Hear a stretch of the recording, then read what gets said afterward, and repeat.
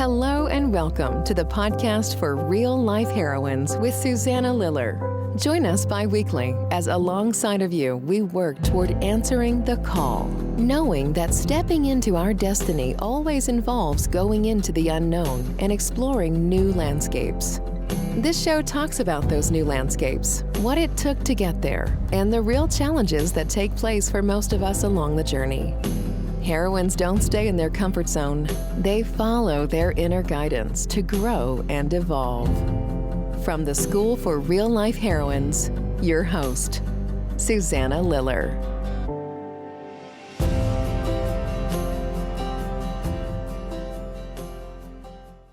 Hello, everyone. Welcome to my podcast for Real Life Heroines, where I get to talk to heroines about because we go on many heroines' journeys, and learn from them and learn from their journey. And hopefully you will learn from them too. And it's usually about accepting a call. And the call can usually take them to a greater, higher place than they could have imagined when they were still back before they accepted the call. And I think, Gayle, that this is something that applies to you. Welcome. Thank you. It's a pleasure to be here. Let me introduce Gayle Colman. And Gayle and I will tell you, we met in what is now known as the before times, before the pandemic. We were at a conference together outside of Santa Fe with our teacher, Gayle Larson, who is the person who has written the book Transformational Coaching and Transformational Speaking and teaches that course. And her motto is, if you want to change the world, tell a better story. And I know she's certainly taught that to you, Gayle. Let me just share a bit from your bio, if I might, before we get started. Sure. Gayle, who we have here today, and this is going to be so helpful to you people listening, because it's all about money. And you know about money and how we all could use help with thinking or feeling or intuiting about money. You'll hear more about that in a bit. So Gayle is one of the country's leading experts in personal financial freedom. And she's the author of The Body of Money, a self-help guide to creating sustainable wealth through innate intelligence. And we'll be talking, of course, about her book. She is a coach, a writer, entrepreneur, and financial planner with more than 35 years of professional experience, tapping into decades of training and practice, developing the field of somatic finance, which is her term, somatic finance. She'll tell us about that. Gayle's unique meditative and embodiment practices demystify our money woes, tend to wounds created by generational trauma, and put financial agency squarely back in our own hands, creating clarity and confidence around our choices rather than overwhelm. I'm wondering if anybody listening doesn't need help with any of that.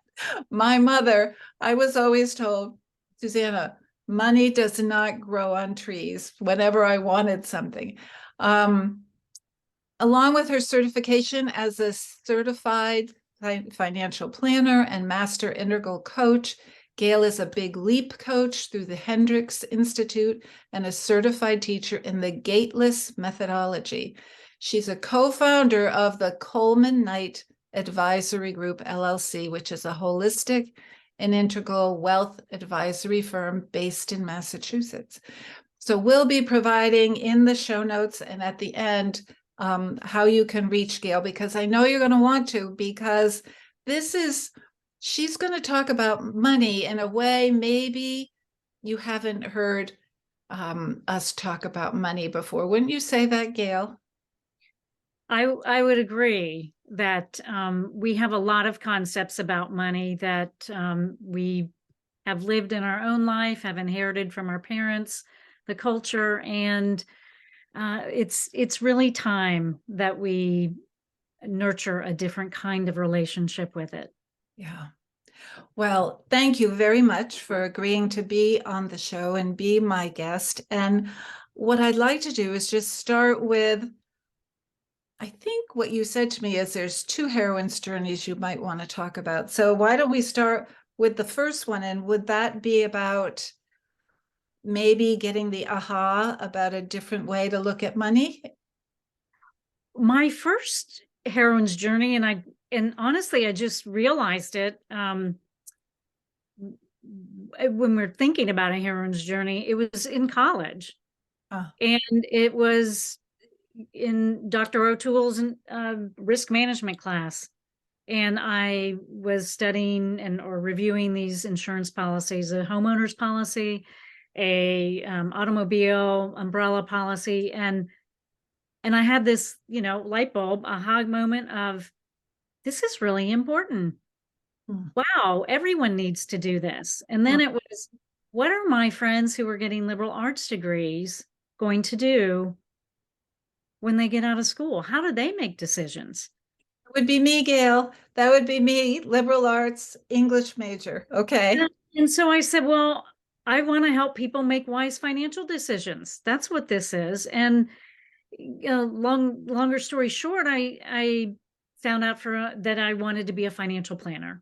Hmm. And so I began to interview. I was from the west coast of Florida, the Tampa Bay area, and I interviewed in banks.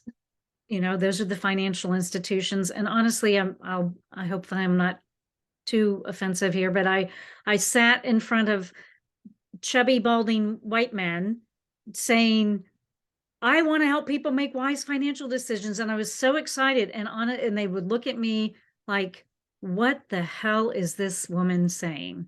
Or not woman, little girl. And so clearly was not what they wanted for a new hire. And then ended up realizing I needed to get to a financial center. And that was when I packed my car, not knowing a soul, and drove to Boston. So that was my heroine's journey to get into the field and the work of financial planning. And that even had its I'll say hopscotching of heroine's journey of being in the corporate world, realizing that was not working well for people, and then starting my own business in 1988, Colman Knight Advisory Group, and really doing great financial planning, the practical side, but also realizing that there's something more we can do better. And then that was when the psychology of money was born in the mid 90s, behavioral finance, and really continuing to follow the thread of what is this human journey with money. And yeah. Excuse me. So is there one thing, because sometimes a call comes to you while you're kind of doing your thing, which would have been working in your group that you had started. And it can be very quiet, or it can kind of bop you on the head where you get, I need to be doing this. And it sounds like your second call was more like that. Yes. Well, my second call related to somatic finance Okay. much later, but the one that had me, going, still questioning, we need to do better. There was a thread of we can do better. And we were working with a beautiful client. He was transitioning his business to his daughter, and we were signing all of the documents, and it was this beautiful celebratory moment. And I innocently asked, "Are you happy?" Like, yay. And this big burly man who was just such a I would say, hey, you would expect him to, just be cheering and rah rah, and he began to sob. Oh, And my partner who was there looked at me like, what the hell have you done? his wife was there, and it was a very tender, beautiful moment. And the space was, we held it, was very open, and he was crying, and it was this time where I said, and I thought, this is a pivotal moment. This is such an important moment. Here's this man who is, I could see his identity was, it's not hard to see that this was his life blood. This is his, and it was now basically being released into the, the river for his daughter to continue. And we closed the meeting. I don't know exactly how. I mean, but I remember his wife coming up to me and saying, "You've missed your calling." And I said, that may be in one view, but in another view, I said, this is exactly where I need to be. And that was that opening too of we're doing much more here, and we need to really pay attention. Because when you think about it, Gayle, when I think about all the people I've ever met who have worked with in the financial field and that whole topic, everyone's pretty buttoned up. Nobody's so much talking about being happy. It's all the facts, the figures. Where do you want to be in 10 years when you retire? And so what a thing to have that kind of emotion set in front of you, somebody being that vulnerable. You must have had a way to talk to your clients, but you still wanted to do better. Yes, I did. Because there are these very, very tender, open, very connecting, juicy conversations that can move us to and through into, I want to say, I hate the word best selves, but it's just in a really healthy, loving way. Because when each of us own our money journey, our heroine's journey, everyone benefits.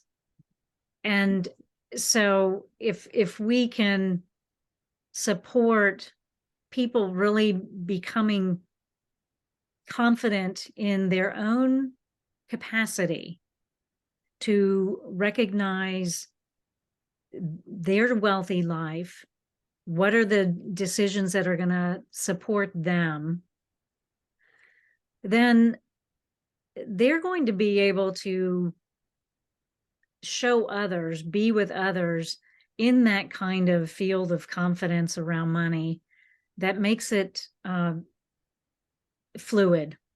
And I'm thinking about your comment where you said, the normal questions, what do you want to be, retire in 10 years? These questions are dead questions. They're not helpful. And I've never said that before, but I'm saying it now. It's what everybody asks. It's the topic of conversation when you get to a certain, I would think, for somebody in the financial business. My husband and I, to convince him that it was okay to retire, we had to go and talk to somebody so he could see, yeah, there'll be enough money. So, and I know we need to break into your book and your topic, which is a very different approach. And maybe this is the question. So say why that's a dead question, if you would, please. So, yeah. Well, actually, in the book, I was thinking that my most hated words, and retirement is one of them. And I've never used the word really retirement and unless it was helpful to a client or the person I'm speaking to. But retire is this, to withdraw and escape. And it's this fictitious time somewhere in the future. So we're automatically future fearing, futurizing to something that is not even here. So what I preference and what I invite you and your listeners is let's live our life right now. And it doesn't mean that we're ignoring sound financial practices to prepare us for our future, but it means that we need to be living now our whole life with as much presence and intention, creativity, whatever it is that matters most to us, relationships, our good work, in order for us to even be able to know or have a direct experience of what is possible for retirement. Otherwise, we're just imagining something. So we imagine, in our work, we go through scenario planning, and we ask different scenarios to be able to get to what matters most, but once we identify what it is that really makes our life worth living, we want to have that happen as soon as possible, because we don't know how long we're going to be here. So I feel like I need to, so I've read your book, so I know where you're coming from, and I agree with you. And I have my husband's voice in my head. Yeah, but what about, I need to know, here it is, it's 42 years I've worked here. I need to know, what am I going to have enough? Are we going to be okay? Or should I keep working for another 10 years? So I know what you're going to say. Maybe the best thing now is just for you to describe your approach to that, which involves so much more than just the brain and spreadsheets and figure out. It also involves your intuition. And I think this is when maybe I ask you to define your words, somatic finance. Is that a good entry into the topic? Yeah, yes. And I really would love to answer your question about what happens when your spouse's response comes through.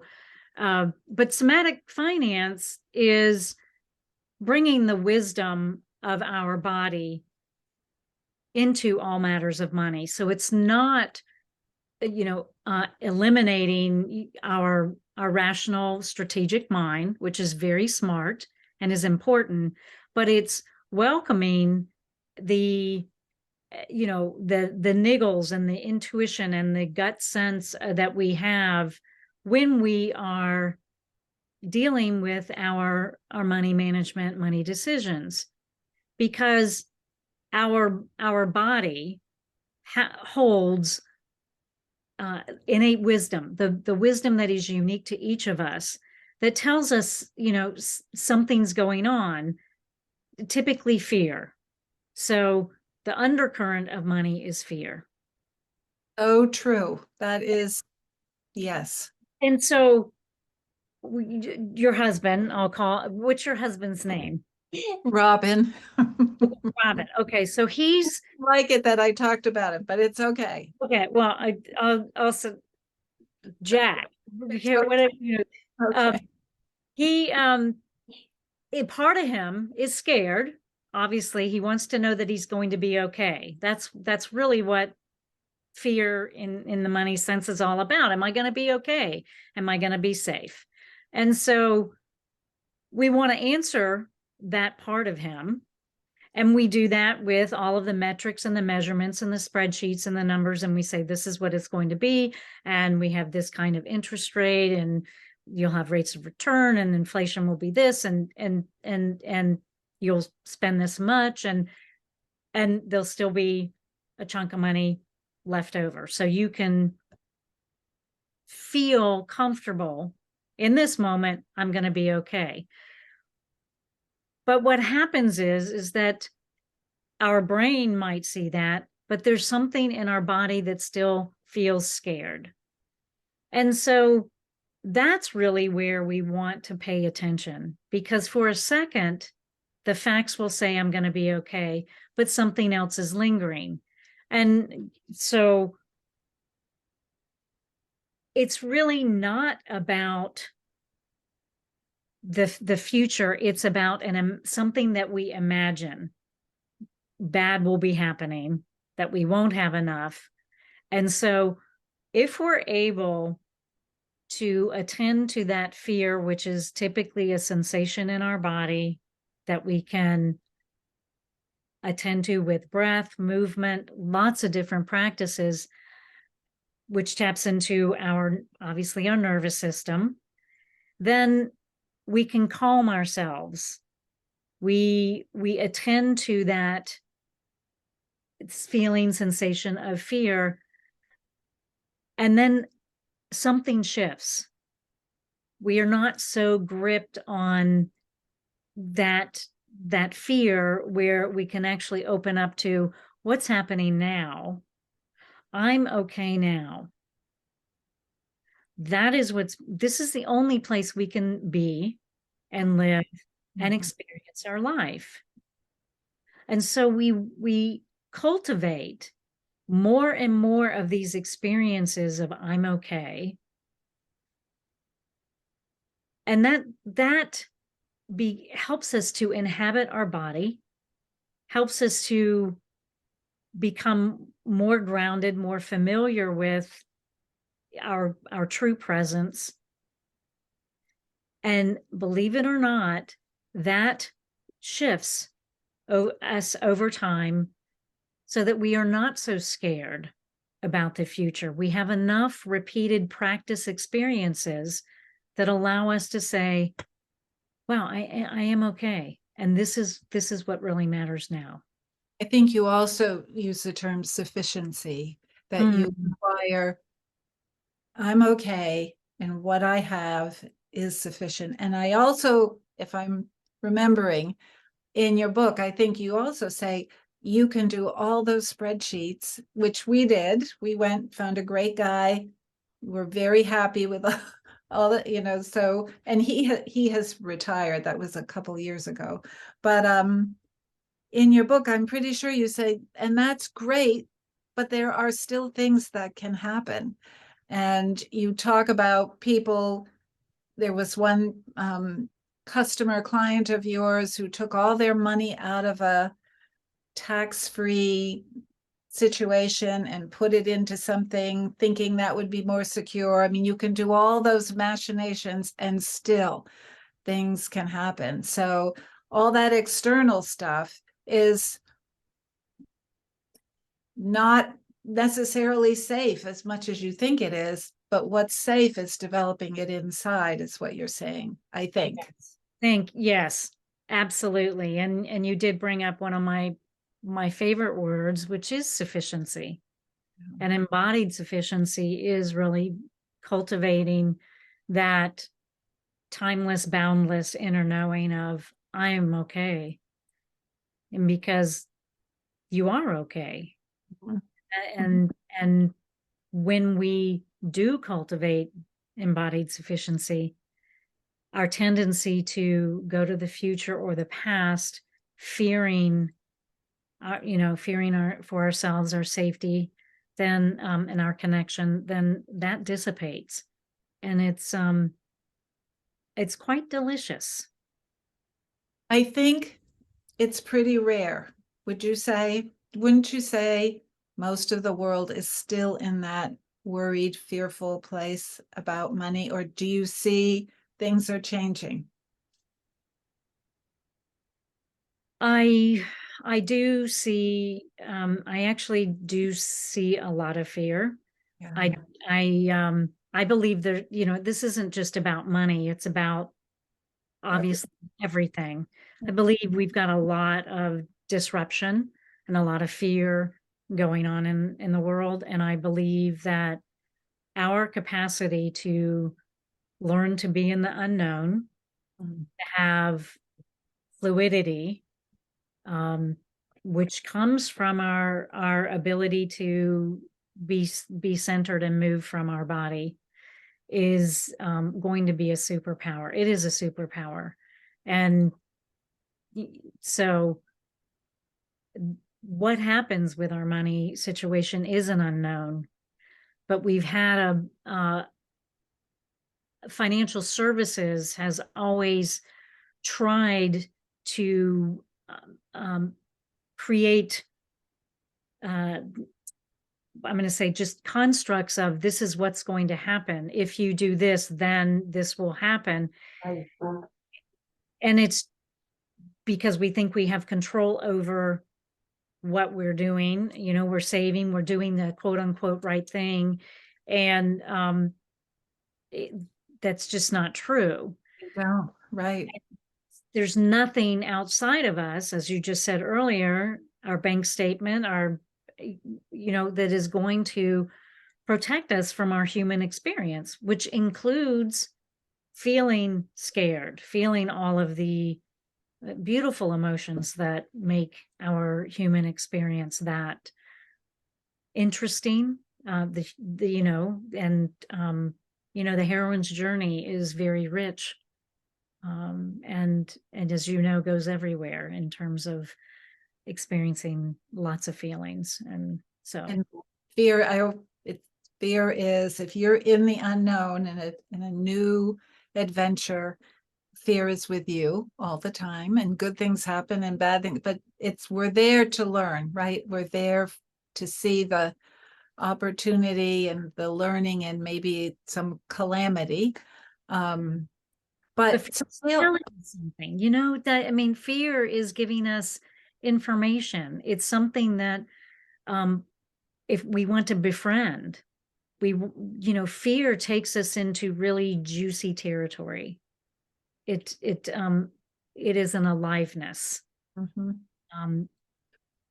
We talk about, on the journey, we talk about fear, big fears, as being dragons on the path. And I agree with you that what we do is learn to understand that, to befriend our dragons. What's the message for me? What am I not getting? And so often it's some old belief that you got as a child from your parents or people close around you, like my dear mother saying, money doesn't grow. And I'm sure you run into that a lot, that people come with that baggage of old things that they've taken on.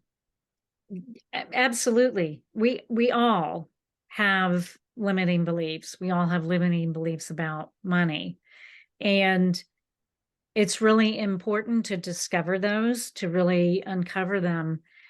But we don't stop there, because just knowing a belief, a limiting belief, and even cognitively trying to shift it isn't going to do much. We're going to understand it, and that's going to be wonderful.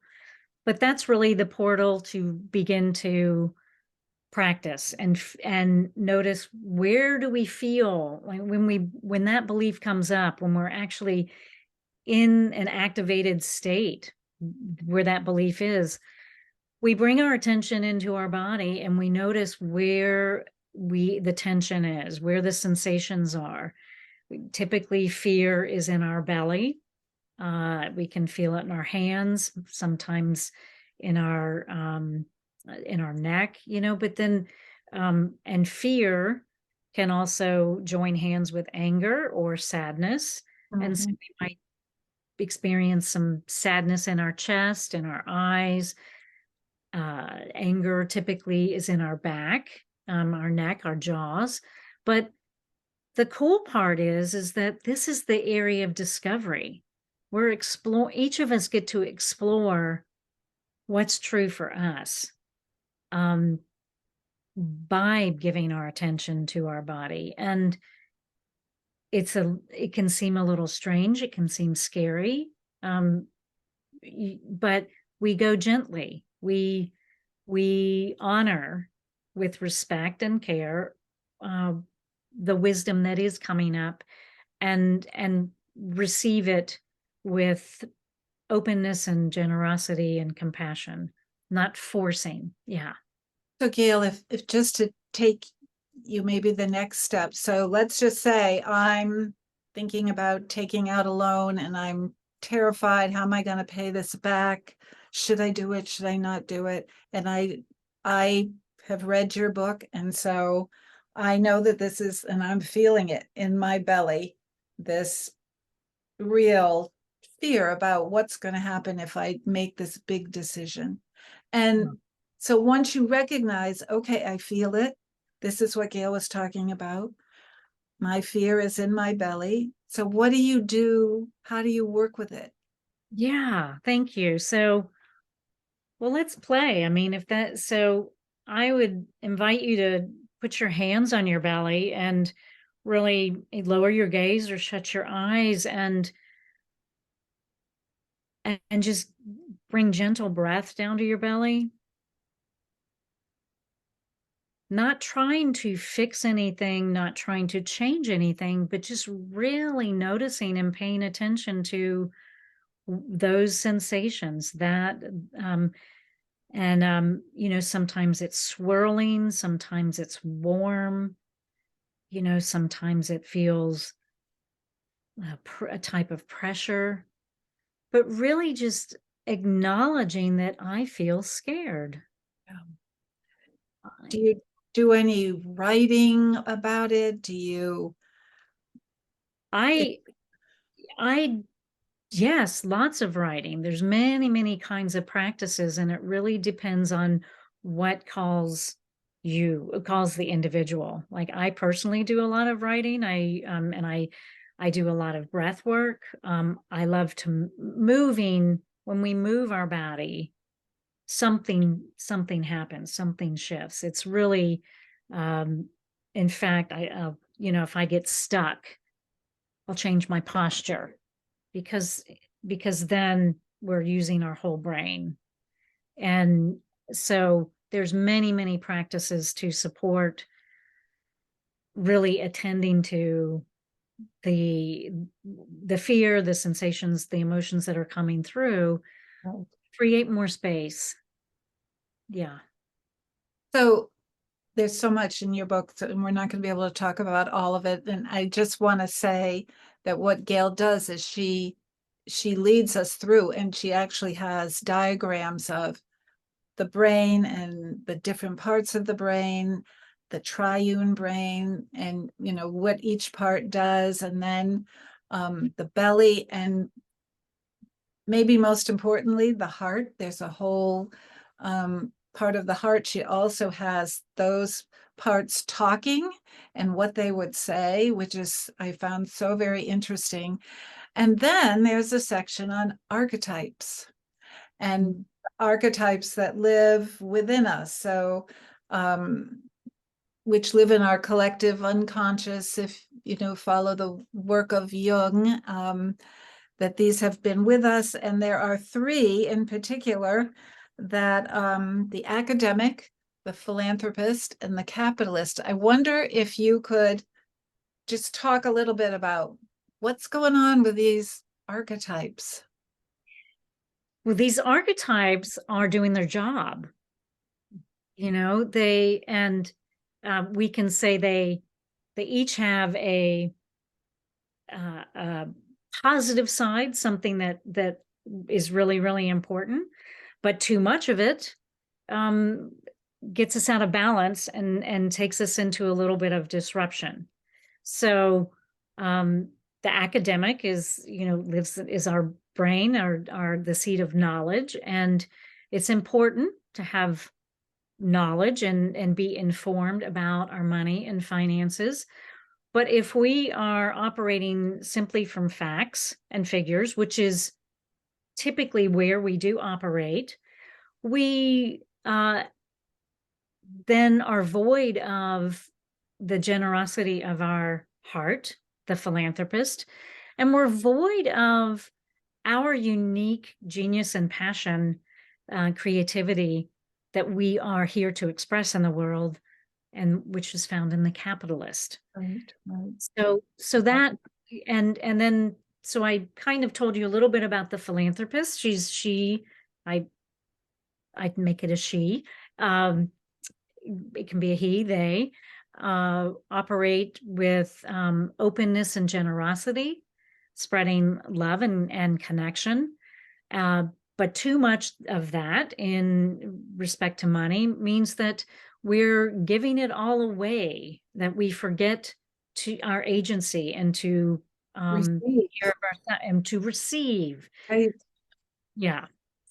That's an area that is so interesting for many people, primarily women. Women are the typically are the act as the the way of the philanthropist, and we do get the message that it's better to give than receive, and so our problem in that area is opening to receive, and I have found that learning to receive is one of the most crucial lessons for all of us. Mhm.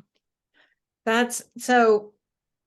I'm knowing, looking at my clock, that I need to bring this to a close, and it's a struggle because there's so much in your wonderful book, Gayle, that is so needed and so helpful, and all of us, me included, who have thought that money was in the realm of the brain, right? And if I was an English major, I wasn't going to be good with the money. There's so much more. I have a great intuition, which your book is about.